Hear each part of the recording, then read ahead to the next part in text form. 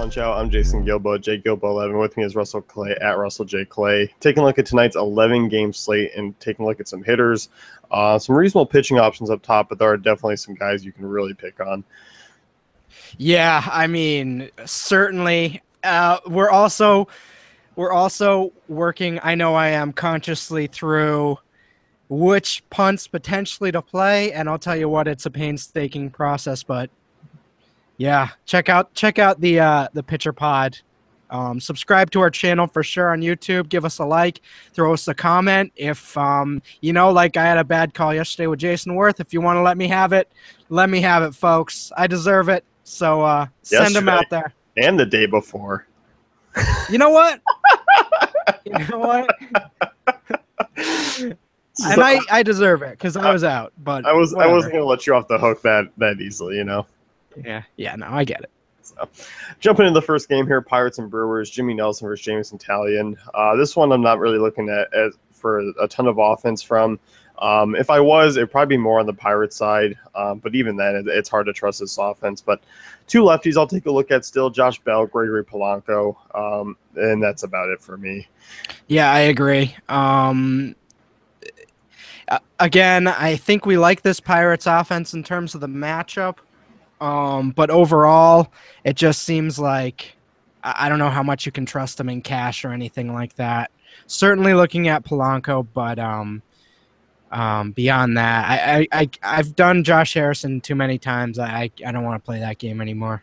Yeah, I mean, you look at Nelson, 359 Woba to lefties, 1.30 horns per nine. That obviously puts Bell and Polanco in play, but I'm with you. I mean, as far as the righties go, there's nothing for me to really dive into. Right. As far as the Brewers go, I don't really like anyone here. You look at Taillon, I mean, he's been very solid against right-handed pitching so far. Really strong ground ball rate. I don't see really a ton of upside from a team that is really right-handed. Mm-hmm. Yeah, no, I agree. So certainly looking at Taillon here, he's really the star of this game for me. And by star, I mean it's like one of those stars that's really far away and you can barely see it, but it's like still shining a little bit. That's like what Taillon is on this slate. Well done. Well done. Thank you. Phillies and Mets next here. Noah Syndergaard with Jeremy Hellickson. As far as using Phillies, no need for me to dive in. I mean, you can make the case for some stolen base upside from Assis or Hernandez, but he's got to get on base first. I don't see it happening for the Phillies. Right, which is, yeah, exactly. Again, a lot of times you can sometimes find some leverage plays against aces, but I don't see it tonight. I don't see anyone you want to use there. No, I don't either. And as far as bats on the Mets side, I mean, Hellickson's a guy who does run hot at times, does struggle with lefties, 3.37 Woba allowed, 1.32 horns per nine since 2015. Guys like Jose Reyes, Jay Bruce, Neil Walker, certainly in play for me. Even a Cespedes at 3.9, much more of a GPP team to target than a cash game for me. Although you can make a case for some of the value guys, I guess I can kind of go either way on. Neil Walker. You know Neil Walker? He's a guy who I don't mind, but I don't know. I mean, you look at some of these other guys. I mean, Kipnis for just a couple hundred more, I rather kind of spend up. But it is something that's pretty close for me. I've been looking at this Jay Bruce versus Hellickson matchup. Both sort of Hellickson has a 330 Woba against lefties. Jay Bruce has a 330, Woba against righties. So, and you look at the power. Obviously, the power is there. Obviously, Hellickson would be willing to give up a home run if Jay Bruce asked nicely. So, I think he's a very intriguing play there. Yeah, I think so. And that price has certainly dropped down from where he came and kind of started with the Mets. One, because he has been struggling a little bit since coming to New York. Hasn't been quite shown the power upside that he had with Cincinnati. But this is certainly a matchup where he can definitely get back on track. Yep, for sure. Padres and Marlins next year. Jose Urena versus Clayton Richard. One guy who I'm looking to really use, or two guys from the Marlins side, that's Marcell Ozuna and Martin Prado. Both guys have terrific numbers against lefties. Both are very reasonable prices. I like them here quite a bit. Yeah, very interesting. Love D. Gordon. Love Prado. Love all these prices for the Marlins, but I'm not sure how I'm gonna, get into this game. Yeah, it's definitely not a sexy game to target. That I mean, you look at this ballpark, not a friendly hitter's park, but I like those guys quite a bit for value. I mean, those guys are certainly cash game playable for me, just given the discount and given the fact that Richard obviously come off a solid start, but is by no means a good lefty. Right. So I mean, you can look at the Ozunas of the world. I'm certainly okay with that stack. I'm not gonna certainly not gonna knock you for that. As far as the Padres go, I mean, a couple names there. I mean, obviously you can use a Ryan Schimpf for Solarte or Will Myers. GPP format, just because you look at Urena, he's not the most consistent guy. Man, I remember there was a stage when they still had Matt Kemp where we would actually kind of look at them some days. I don't remember the last time we actually looked at them. Tonight's an okay night. Schimpfy might be in play here as a tournament punt. Maybe a little Alex Dickerson action, but overall, I think it's a fade again. Yeah, it's definitely not something you're getting exposure to in a lot of lineups. It's maybe one that you're just No. diving in super deep. That's all the Padres are at this point. Yeah. Royals and Red Yeah. Sox next year. David Price versus Danny Duffy. As far as the hitters go in this game, I think it's going to be just as strictly a GPP game to target. Obviously, you look at Danny Duffy, a couple right-handed bats in that Red Sox lineup you do like. I mean, Hanley Ramirez, Xander Bogaerts. Those guys are all certainly playable, even a Mookie Betts. Pedroia's been red hot, 3,200 still. So if you want to ride that hot streak, I definitely don't mind that either. Yeah, I think we're certainly looking at him. I mean, Mookie Betts is always sort of in play as a high-end option. I I don't want to play either side of this matchup. I just am off. I don't want to play pitchers against Red Sox, and I don't like this matchup necessarily for the Red Sox either. So, yeah, they are projected for 4.6 runs, but lefty's kind of neutralized here with Duffy, and I don't know. It's just It's I'll a throw a GPP stack in there. situation. Yeah, but I'm not buying anyone in cash here. No, I'm not either. And same goes on the other side. I mean, Lorenzo Cain, you can certainly make a case for. Cain's pretty much the only one I actually really like and feel like I could actually use just because of his numbers against lefties have been so solid. But obviously, Price isn't the most intriguing option to kind of pick on. Yeah, absolutely. Certainly looking at Kane, nice price there. And we've seen, Price has had good starts, but he's also, not been perfect either. Other than that Ray start, he was pretty perfect that day. Yeah, that's true. So, Angels and Tigers next year. Michael Fulmer versus Brett Oberholzer. As far as the Tigers go, I like quite a bit of their bats. I mean, this is a lefty you can certainly pick on. They are expensive here, so they are kind of a stack that you would need to pay down. But I think one-offs as far as guys like JV Martinez, Justin Upton, Miguel Cabrera, Kinsler are all certainly all viable options in all formats. Yeah, absolutely. Nobody's going to knock you for making a Tigers front stack. Cameron Maybin obviously coming off the big game there. I guess the question would be, which Martinez do you go with as that fourth guy? I'd probably be leaning, JD Martinez, but I think both are in play. Yeah, no, I'm definitely in agreement with you. One, because paying up a catcher 3,700, a little crazy. I mean, that's not their price, but I certainly can't knock it. But yeah, JD's the guy who I like. Upton's coming up in price a little bit because of, I mean, a couple big games lately. He's been actually rolling hot over the last few, so I'll definitely kind of keep an eye on him. Not the value under 3K guy anymore, but certainly a guy to look at tonight. Definitely. As far as the Angels go, I don't feel like using any other guys at all. Well, I mean, I certainly don't like that Mike Trout price, but he's been coming back to bite me the last few days, so certainly not going to knock him. I do like Fulmer tonight, though, against this lineup. Yeah, certainly. Mariners and White Sox next year. Ariel Miranda versus Jose Quintana, two lefties on the hill, so it kind of puts you more into a right-handed mode. Nelson Cruz, 3,500, certainly a reasonable price tag for him against a lefty. Obviously, Franklin Gutierrez. That's about it for me because Quintana isn't really a big blow-up guy. Right. Yeah. Franklin Gutierrez, Nelson Cruz, and I'm probably not touching anyone else. So I think that's a pretty easy way to play that. Maybe if you want to sneak Cano in there as sort of a contrarian tournament play, but overall, he's nothing more than that. No, I definitely agree. And as far as the White Sox go, Todd Frazier, a little expensive. I don't mind him. Outside of that, though, I'm just not in love with the White Sox. I mean, they're a team that just don't I don't get a lot of appeal for them outside of Frazier, maybe an Abreu against lefties, but that's about it for me. I mean, even Abreu against left-handers hasn't been the greatest this year. Right, exactly. So it's a White Sox team that I think I would say the Vegas line's a little bit deceiving. Uh, I I like Abreu tonight. I think that's a reasonable price for him. I'm okay. I'm certainly okay with Tim Anderson at 26. But overall, I don't know about cash games for this White Sox lineup. No, definitely not. Next one here, you got the Astros and Rays, Dallas Keuchel versus Blake Snell. Looking at the Astros side first, I mean, Snell's a guy he's not going to pitch long into the game. It's something that he's going to go about 5 innings tops, maybe 6 if you're lucky. So you got to take that into consideration if he does, roll through. These Astros bats might not face a lefty 3 at bats, 4 at bats. It's going to be maybe just 1 or 2, and that's it. Yeah. And you know what? I kind of like.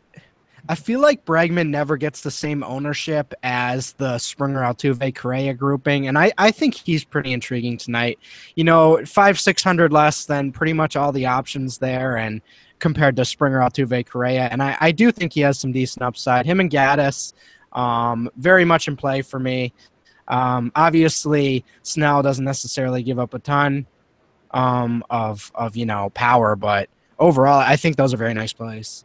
Yeah, I definitely agree with you. I mean, I'm certainly on board. I think today's a little bit easier of a matchup. Not that Smiley is a great play, but I think these guys are a little bit more equal. Snell, given you're seeing lefties on back-to-back days, I think that's certainly going to help out guys like Correa, Gaddis, Bregman. I mean, obviously, we don't need to really worry about Springer and Altuve. Those guys hit lefties very well.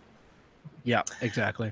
As far as the Rays go, for me, 2 guys you can look at in tournaments. That's Logan Forsythe and Evan Longoria. After that, it's simple. I mean, and I like Keuchel tonight. So. Yeah, this one's pretty straightforward. If you hadn't said it, I was going to say it. So I think those are all the words we need to spend here. You like Longoria against Keuchel, obviously. I think that's a pretty solid matchup. I like Keuchel as a tournament guy, but can't deny Longoria as a good play here. Especially with Keuchel being so inconsistent this season, you can definitely make a case for those 2 bats there. Absolutely. A's and Cardinals next, Alex Reyes versus Zach Neal. Looking at the Cardinals side, I think they're obviously a very solid offensive target tonight. You look at Neal, 350 WOBA to lefties, 2.08 home runs per 9. Obviously, that puts Brandon Moss, Matt Carpenter in play, but I don't even mind Piscotty or Jerko or Molina. I think those are all intriguing options 1 through 5. Yeah, I totally agree. Again, against the righty, you sort of look at Matt Carpenter, you look at Brandon Moss, who's just been pounding righties of late, so certainly someone to look at. Yadier Molina has been a cheap catcher for a few days, and I think we continue to fire away with him as well. Yeah, and as far as the A's go, I mean, you can make a case for a Stephen Vogt there. I don't mind that as far as a catching option. I mean, obviously Reyes, little to know about him, but obviously not going to go terribly deep into the game, cheap arm. It's always kind of the same with me at this point with the A's. It's Chris Davis and Stephen Vogt. They're 2 best hitters. Yep. Again, kind of like the Rays lineup, except to even a lesser extent. I like Vogt at his price. I think that's a nice catcher option in a good splits matchup. But yeah, we don't totally know what to expect from Reyes. He could just dominate, and dominating this A's team wouldn't actually be too far fetched. No, it definitely wouldn't. Indians and Rangers next year, Carlos Carrasco versus AJ Griffin. Indians are going to be one of the popular plays on the night. Friendly ballpark. Yeah. AJ Griffin struggles with lefties. I think you've had this circled on your calendar like for at least a week now. You're like, oh, AJ Griffin facing the Indians. I got to jump all over this. Yeah, we certainly had it. We certainly had it circled, didn't we, Jason? We definitely did. Inside joke there, fellas. Anyway, so yeah, we're clearly looking at the Indians here. This is a great matchup. Reduced prices, Kipnis and cash. I'm okay with as much exposure as you want to get to him. Jose Ramirez, Chisenhall, Naquin. I'm okay with all those guys. I mean, if you want a cheap, cash game guy, I think Naquin's sort of in that range at least. Yeah, I definitely think so too. I mean, I'm really looking at this lineup, mostly lefties here, pretty much all lefties. I can't really see myself using a Napoli. Even though he's a cheap kind of contrarian play, 3-3 in comparison to Carlos Santana, just doesn't have the splits that Griffin does against lefties. Right. 392 WOBA, 2.66 runs per nine since 2015. So, in that ballpark, I'm certainly making them a viable option in all formats. Right. As far as Texas goes, though, I mean, average prices, I don't like jumping at the opportunity of Carrasco. I feel like it's just more of a, to be honest, if I want to go all in, that's the way I would do it. I don't see a one-off potential. Carrasco? No, as far as using it with Rangers against him, Oh, as in a stack? because that's the only way I can. I don't want to just target a one-off. I rather just feel like it's going to be either a blow-up, which we've seen Carrasco have every now and then. Yep. But it's not something where I'm expecting a ton of damage, and at the prices, I'd rather go other options. Well, and I think in terms of Carrasco, we've kind of seen him get beat up a little bit, even in those high strikeout games. It just doesn't represent his fantasy value because, he's got those 8 or more strikeouts in each of the last 4 starts. So, is 3 or 4 runs possible? Absolutely. I just don't know where it's going to come from. This lineup scares me overall, but it's kind of like a blob at this stage. Like, I'm cool with like 1 through 8 in some respect, but overall, I think you probably want to look at Odor a little bit. Maybe a Mazzara for some deep tournament power, but yeah, overall, I agree. It's kind of a stack or avoid. Yeah, I think so too. I mean, I just can't, as you said. I mean, I can't see where it's going to come from with this team, and that's how it is right now. It's because they're so go. It can be from 6 through 9. It can be Yeah, 2 through 5. I love the lineup, but yeah, it's like tough to predict. So Yeah. Reds and Diamondbacks next year. Zach Golly versus Anthony Descafani. Looking at this Diamondbacks offense, they got AJ Pollock back. That is a scary front 6 for anyone. And Descafani hasn't been bad against righties. I've been fairly tough on them, so I'm not jumping all over the Diamondbacks, but I'm not going to be knocking them either. And I think if you want to look at the splits, Jake Lamb's your guy at 3,500. yeah, and we'll see where he ends up in the order when it actually comes out. But I'd imagine he's betting cleanup or something like that. So if he is, you're firing away with him in cash. Overall, I don't think this matchup's too enticing for the Diamondbacks. But yeah, I think you could throw a tournament stack in there. Yeah, definitely. I mean, because Descafani has been worse off against lefties, and because there's only really 2 lefties to worry about. One being Jake Lamb, Michael Bourne in his new lineup spot's not an intriguing option anymore. Goldschmidt's still in play. Segura certainly still in play. There's definitely still the upside there. It's just not the chances of that happening. I think is hindered just maybe a little bit tonight. Yeah, absolutely. As far as the Reds go, I mean, a little bit disappointed in them last night, but definitely have a night to redeem themselves. Obviously, Golly's been pretty average against both sides of the plate. Obviously, Hamilton, Votto, Duvall. I mean, I love the Duvall price at 3,100. Really solid option there. Yeah, I like this power grouping 3-4 there. I think that's really nice. Obviously, Duvall with the awesome ISO against righties, so you're looking to really take advantage of that against Godley. Votto, no one needs to talk about him really in terms of what he can do against righties. So I love that 3-4. And I'm even okay with Phillips and Hamilton. I think that's a place where you could legitimately stack for and come out on top. Yeah, I definitely agree with you. I mean, great ballpark factors there in Chase Field, and the prices really aren't that bad either. Yeah. Braves and Giants next year. Jake Peavy versus Mike Foltynewicz. I think there are certainly some ways to get exposure to this game tonight. I think we've cooled it with the late night Giants games for a long time now, but tonight I think is a slate where you can kind of get a little bit weird with this game. Well, and in a contrarian way, I felt that way last night with the end of the lineup with Belt Panic and Crawford, but I didn't necessarily act on it. I will say tonight, though, I think that's very much in play again. I think those 3 at the end of the lineup, it'd be a very unique move. I think I don't see them being too high owned. Maybe some ownership with Foltynewicz, but I don't think people are going to want to play end of the lineup guys on the Giants. So I'm certainly firing away with those guys. I'm okay with Posey and Pence as well if Pence is in the lineup. Yeah, certainly, and kind of unlike DraftKings, Span and Pagan have been they're still reasonably priced here. I mean, we've seen it Mm. over the last few days that Pagan and Span have been priced up quite a bit. Here, it makes that front four stack a little bit easier. I like Brandon Crawford at 3K.